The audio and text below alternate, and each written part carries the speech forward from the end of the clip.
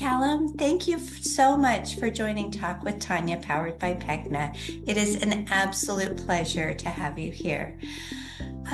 So I met you many years ago, and we've had quite a journey together. And would you do me a favor and just for the people that are watching Talk with Tonya, give me just a little recap about your story? Okay. Thank you. It's a pleasure to be here with you. And yes, been in each other's circle for quite some time, which has been excellent. My journey started back in 2018. I had separated from my wife, and about 6 months after that, I was deciding what I really wanted to do, what I wanted to do with my life, and what was important for me. And I figured out it was family. And through that process, realized, well, what I really want is children. And if I find a partner, that can happen. But really having children and being a father was something that was really very important to me and what I wanted to be. And so I went through quite a different scenarios. So I looked at fostering, I looked at adopting, surrogacy was one of those, and also thinking potentially about not having children. So I went through each of those. Foster care, I realized that I would prefer a child of my own to begin with, rather than having another child. Adoption, being a single male, it restricted where I could adopt from, but also there was all these stories of the length of time it takes, like 8 or so years or whatever, and the outcomes aren't certain. So at that time I was in my late 40s,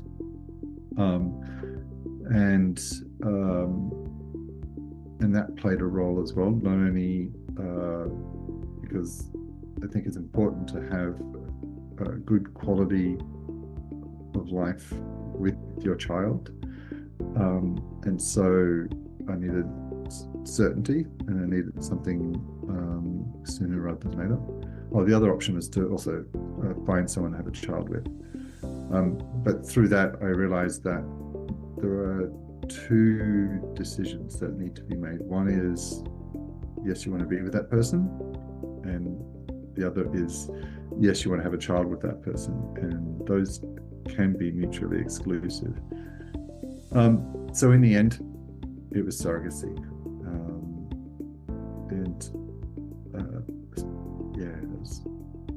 it was really, it was lovely. And then I suppose there was the surrogacy journey. I'm not sure if you want me to go through that now, or I think we can pull some of that in as we go through some of the questions. Is that okay?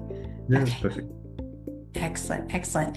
So you mentioned that you went through all of the different options and surrogacy became your path. What kind of emotions did you have about surrogacy before you learned more about it? I I knew what surrogacy was, and that was probably about it. um, and so I spent, after I made the decision, I spent a fair bit of time researching what surrogacy was, and also researching surrogacy in different parts of the world to understand how it would work, and kind of the risks about it. I think that part was easy because it was fairly analytical. I think when it came to actually going through the process, it's where I think a lot of emotion came through. Actually, I think, so I made the decision, and then I went through a period of whether I wanted what it would be like to be a father, and whether I was ready for it. And that was interesting as well, because I ended up buying this book about dads, and it was a lovely book. It had all these different quotes in it from various well-known people who are fathers, and that really solidified my decision to go with it. It was just a really lovely book about these fathers talking about their personal experience with their children. So, and that's when you knew you were ready, because you read how they felt about being a father? Yes, as ready as you can be. Ready before the journey started, not ready for the 4-year-old. Exactly. Yes, Lara is. That is so funny. Just a couple of weeks ago, I got the opportunity to meet with Amanda. Amanda was your surrogate. And oh my gosh, absolutely lovely, lovely human being who said wonderful things about you. She's really incredible. Yeah. Tell me a little bit about your emotions during the surrogacy program, because you mentioned some of that. What are some of the things that you felt from the day of match until that little angel came?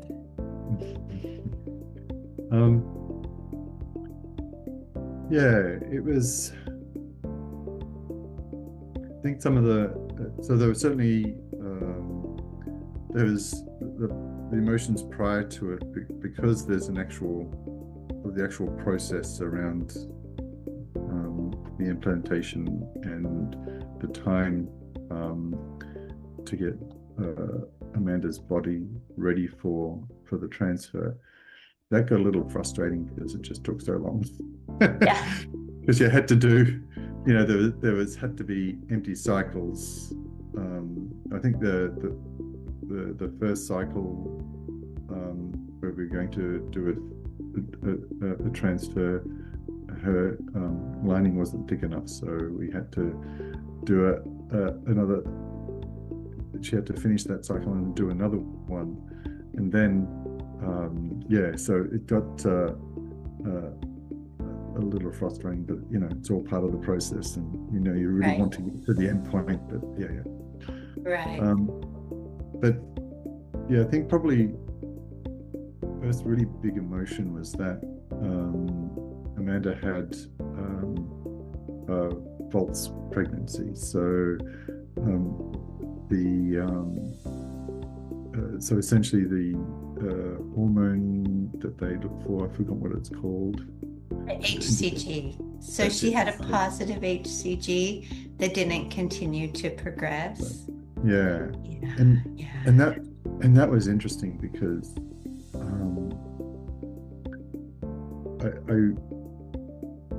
it showed how much emotion there was I had to this, because I really felt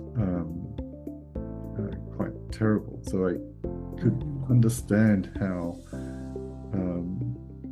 a little bit how women who have miscarriages would feel as well. And it surprised me that there was so much emotion, because at the time I was debating whether or not to go ahead, because I didn't want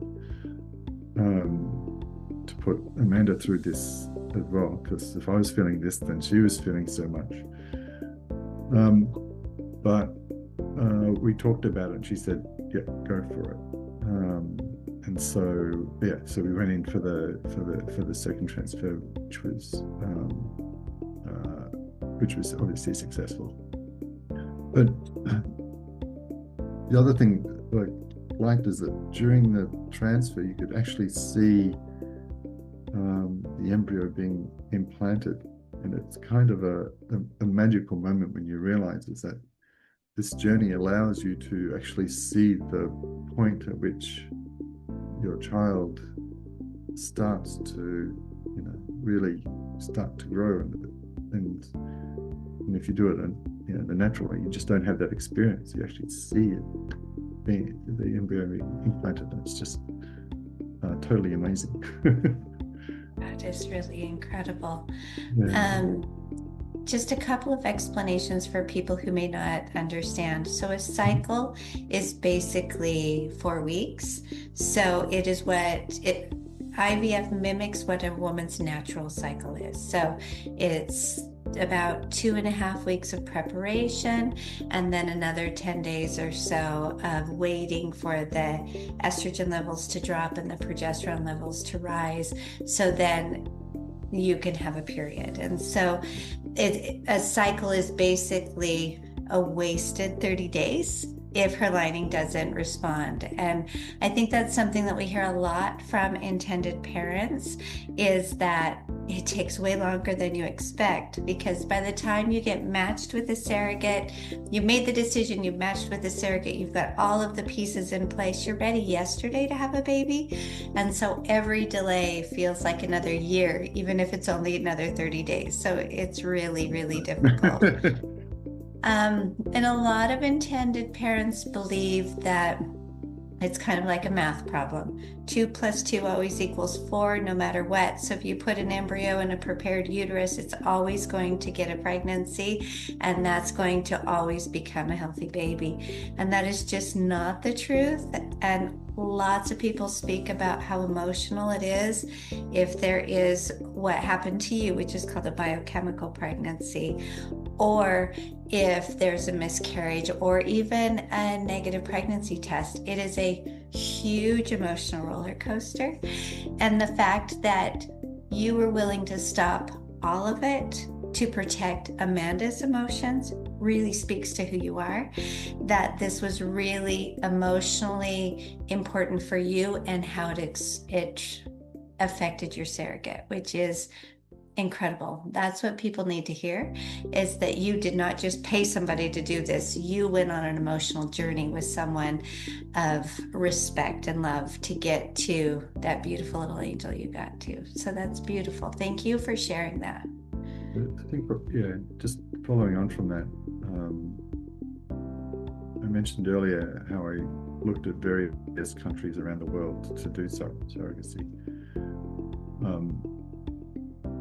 And looking for the surrogate, I had quite a large number of requirements and things like that. But what came out towards the end was that I wanted a ongoing relationship with both Amanda and also my egg donor charity. And for me, I could only guarantee, out of all the countries I saw, the US was the one that I could guarantee that continuing relationship. So US is expensive, but for me that was important because I wanted Lara to know that how she came into being, and that 3 people were there to bring her into the world.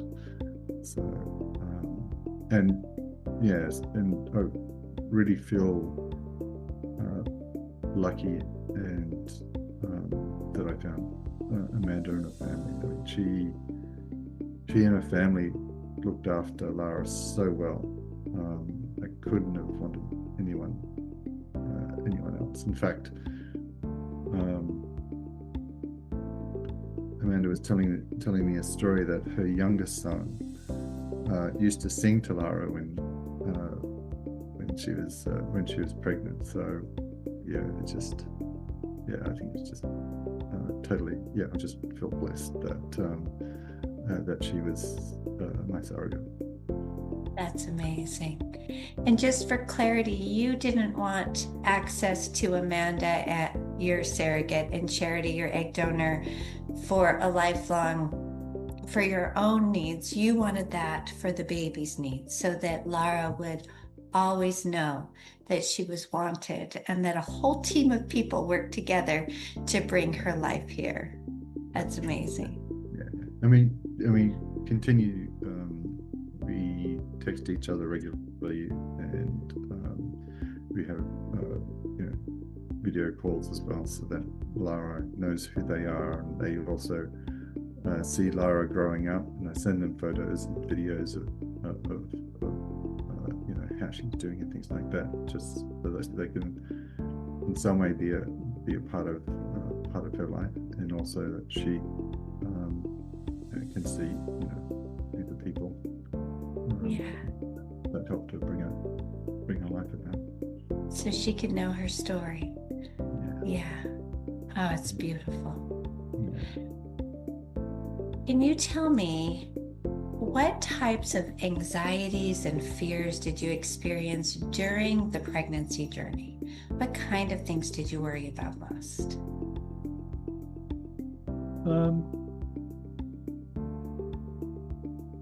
So yeah, it's a time. So probably a few things. One is the separation. I always wanted to. So through the pregnancy, you know, my preference would have been to be at all the doctor's appointments with Amanda and what have you. But the next best thing was that I was there for all the appointments via FaceTime. So that was excellent. I think also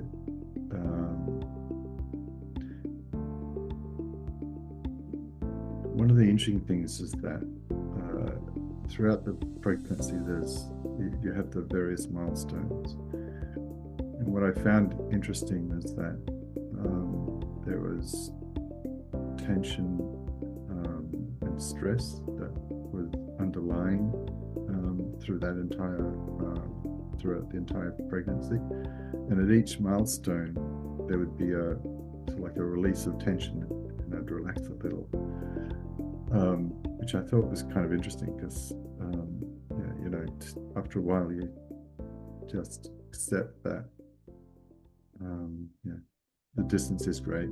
You know, certainly text or keep in contact. I was keeping in contact with Amanda, going back and forth. And that was also cool as well because I got to understand a bit more about her and her family and learn about them, which was good. Yeah, it was lovely. So yeah, so that was kind of the process, is that each milestone, when it was ticked, it was like, oh, that's good. But there was always that tension until the birth, and then there was a different sort of stress associated with what happens after the birth. And I think that most people that experience pregnancy have that same stress and anxiety that you have, that they're wondering if the heartbeat and the measuring of the baby and everything at every doctor's appointment is going to be normal. Is everything at the next step going to be okay? But for you to be so far away and probably getting up in the middle of the night to join those meetings by FaceTime because of the time difference, you're in Australia, probably felt bigger because of your distance. Yeah, for sure. Yeah, I just needed to accept that the distance was there, and although I'd love to be there in person, it wasn't possible. But you know, I got the next best thing. Yeah, which is good.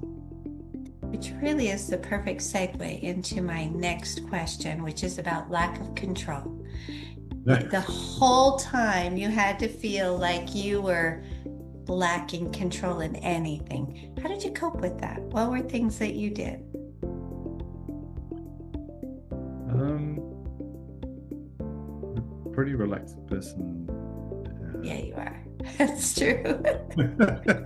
I think it was just really just accepting this situation. You know, I mentioned that there was a degree of frustration around the empty cycles, and even with the cycle that didn't work, and then having to do another one, there was also a bit of a gap there. And you know, it's just having to just accept that this is the situation, that you know, the time it needed to to take was the time it was needed to take, and there were very good reasons for doing it. And if you know wanted to rush it, then it wasn't going to work. So you just need to be patient and trust that particular process. Yeah. I think Which is the other so thing, so difficult to be patient and trust the process. especially when you don't fully understand what's going on, and the kind of the implications of it all. Yeah. I also chose to do an extra cycle to determine the optimum time for inserting the embryo. And I think for me, although it added time, I think it was important to do because it just added that extra chance of success. And that was important for me as well because, I mentioned I was in my late 40s. I wanted Lara as soon as possible so that I have a larger portion of my life with her where, in terms of around quality of life, I can spend as much time with her and vice versa. So there was certainly that little bit of added stress around things as well. But in the end, it was just have to accept and just, yes, it is frustrating sometimes, but ultimately, I wanted a beautiful baby girl, and I got her. So that's the main thing. And I think it really shows a lot of inner strength and emotional maturity to be able to say, this is how it is. I have to just wait and listen to the experts, and it'll happen. Even if I wanted it yesterday, it will happen when the time comes. It's difficult, very difficult. Yeah, it can be frustrating. It's like, oh. Can you tell me how your family felt about it when you said, I'm going to do surrogacy? So they were supportive. My mum at the beginning was a bit, she was worried for me.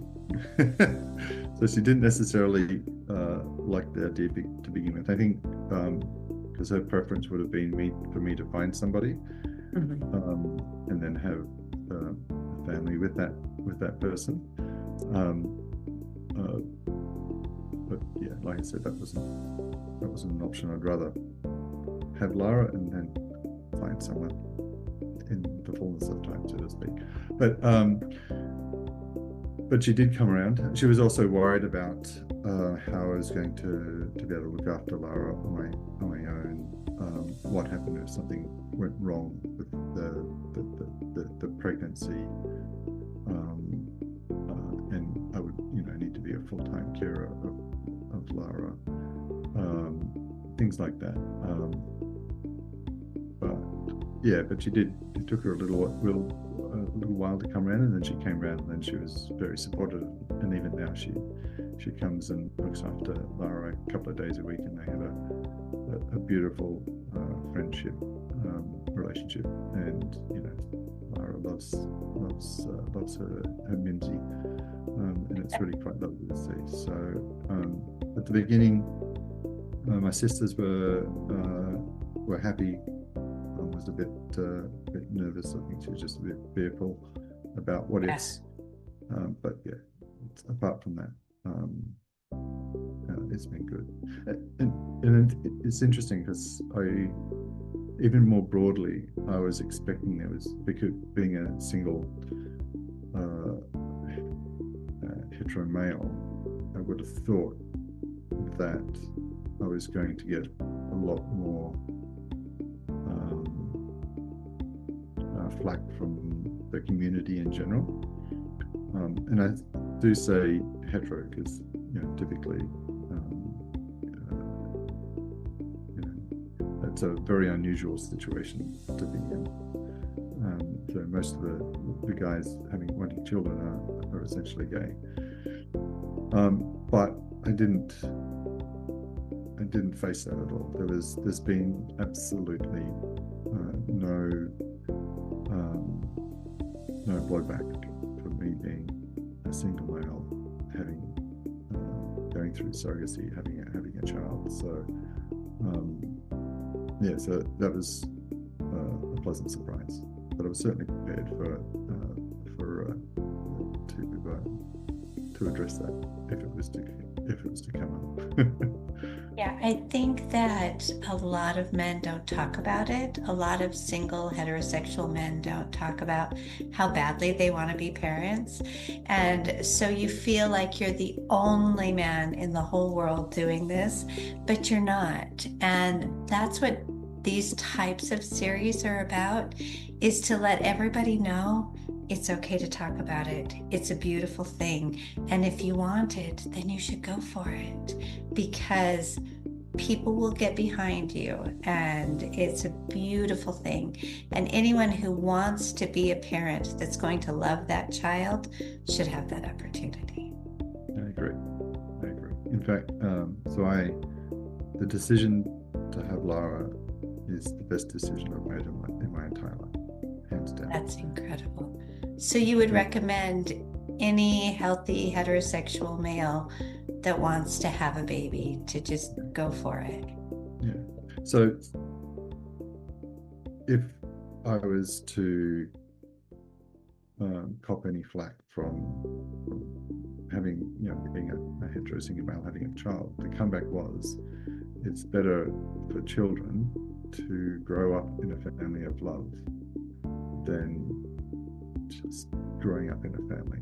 And so no matter the family makeup, the most important thing is that child feels loved and cared for, and that is the most important thing for a child. So if you're a single person, couple, whatever, is that child being loved and cared, and that's all that really matters. It's so true. And I have had the great pleasure of spending time with you and Lara, and she's so loved. It's such a beautiful household you've created for her. So well done, Callum. Really well done. Yeah, she's such a little, she's just so beautiful and wonderful. Yeah, absolutely. Can you think of any times in the pregnancy with Amanda that maybe you guys had a slight difference of opinion, or there was something different in her expectations than yours that you needed to manage, and how that was handled?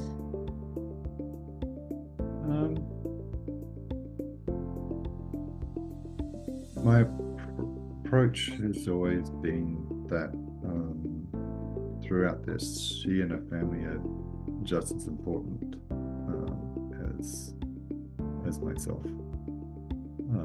So right from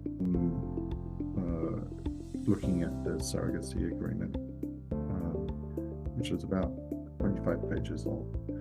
Those are really long. Wow, okay, it covers really everything. But in there are clauses around what happens,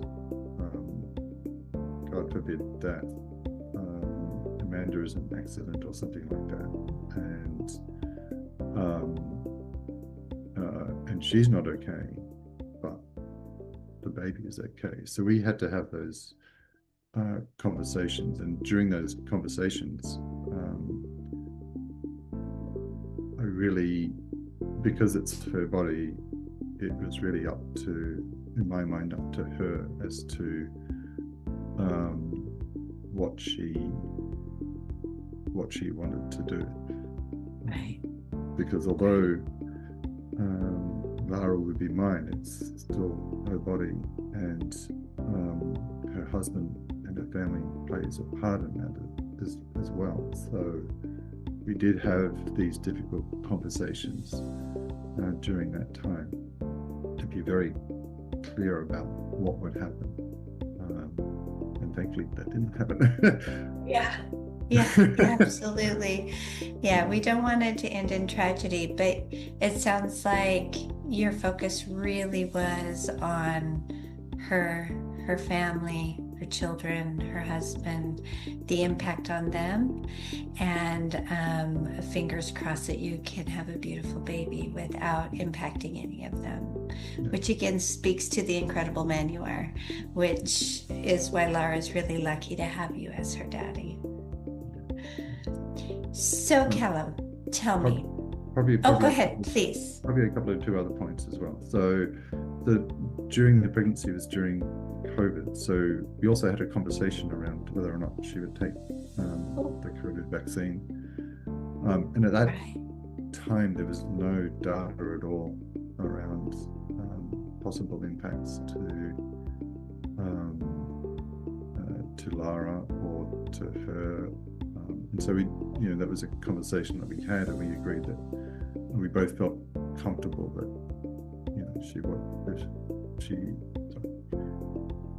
my position was that if she wanted to take the vaccine, then she could.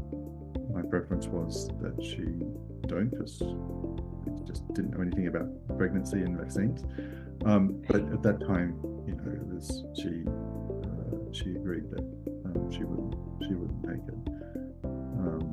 So I think and there were similar conversations around the birth room as well. So again, there were COVID restrictions, and we talked about it. And the decision was that if the hospital was only going to let one person into the room, then it would be her husband George. But thankfully, the hospital allowed both of us to be in there, so that was really good. So I think it's just being open, but being very respectful, as you said, of Amanda and her family, because ultimately the gift that she's given me is an incredible gift. And although she gets paid, it's nowhere near the compensation that would be. The amount the entire process is she had a lot of responsibilities in terms of taking the medicine that she needs to take through the IVF, and then there's also all the issues around and impacts that pregnancy can have on a woman's body and on their family as well.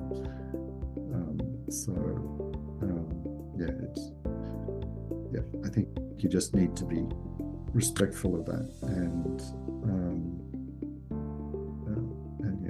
take into consideration the family dynamic and their wishes as well. Yeah, wow, that's really incredible.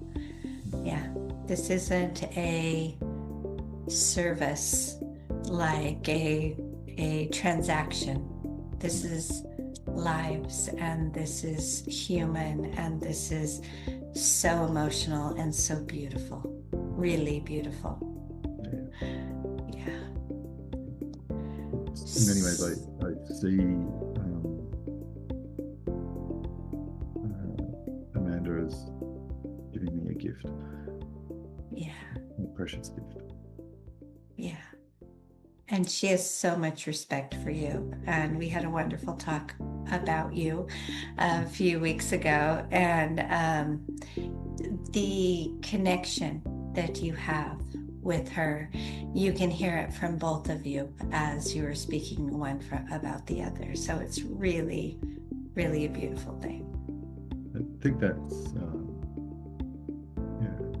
probably not necessarily talked about much. Agreed. But it's even with charity, there's a connection there, and a can't explain it, but yeah, it's a very lovely connection between all three of us, and Yeah. Yeah, Charity, your egg donor, is a beautiful woman. Such a big heart, such a loving soul.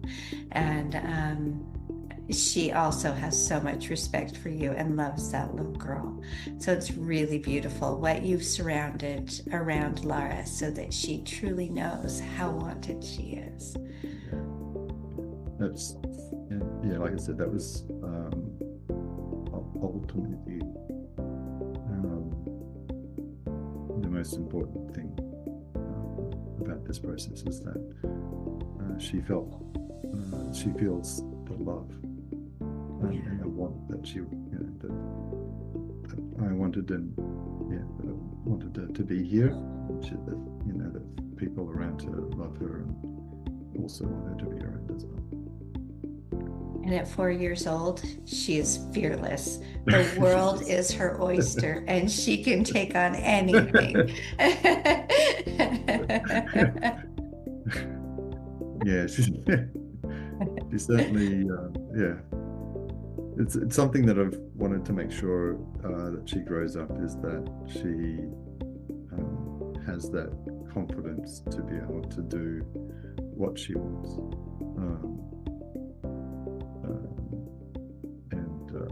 I think she continues the way she's going. Look out, world. Yes, she is.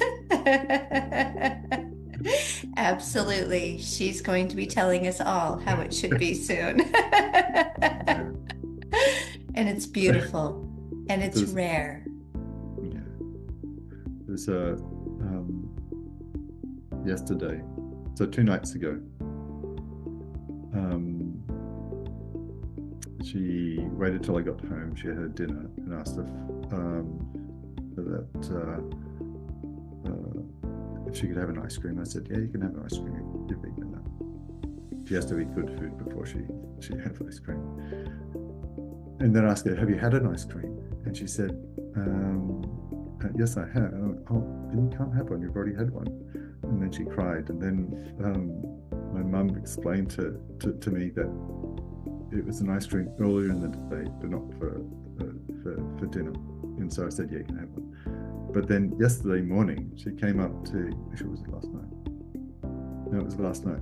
She came up and said that it wasn't very nice of me to say no for her to have an ice cream. And so I had to explain to her, apologize to her, and explain the situation, that I misunderstood what she was saying. I thought she was saying that she'd already had an ice cream for dinner and not for earlier in the day. So that's what I'm wanting for her, is that to be able to, if something is wrong, to be able to speak to it, even to an authoritative figure such as myself as a father. That doesn't stop her from doing or saying, speaking her mind. Yes. Speaking her truth. Yes. Which may get me into trouble when she's about 15, but anyway.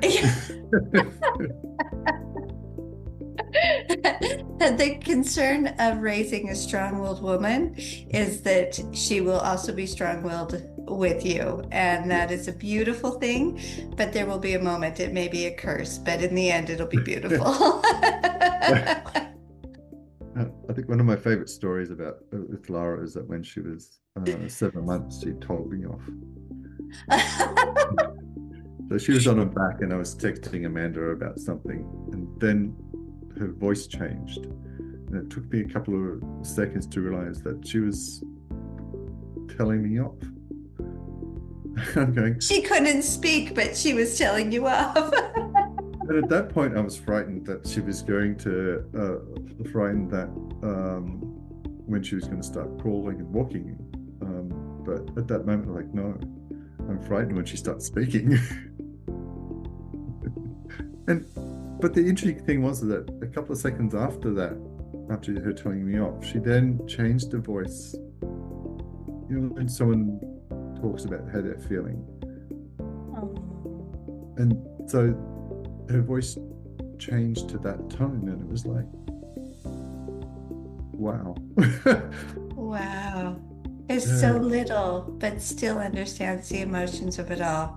And yeah, you've allowed her to, and you've heard her. You were paying enough attention to her to hear the differences in her tone of voice and be able to understand what she was speaking to you, even though yeah, she wasn't speaking words yet. yeah,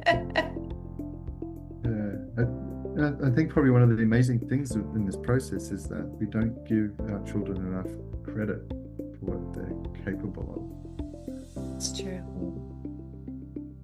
So It's yeah, true. yeah, it's been one of the amazing things, Yeah. just watching And her grow and how capable she is at such a young age. And you've given her that latitude to use it, which a lot of parents are too busy or just really not focusing on that. And you focus every moment on your little girl. I do. Yeah.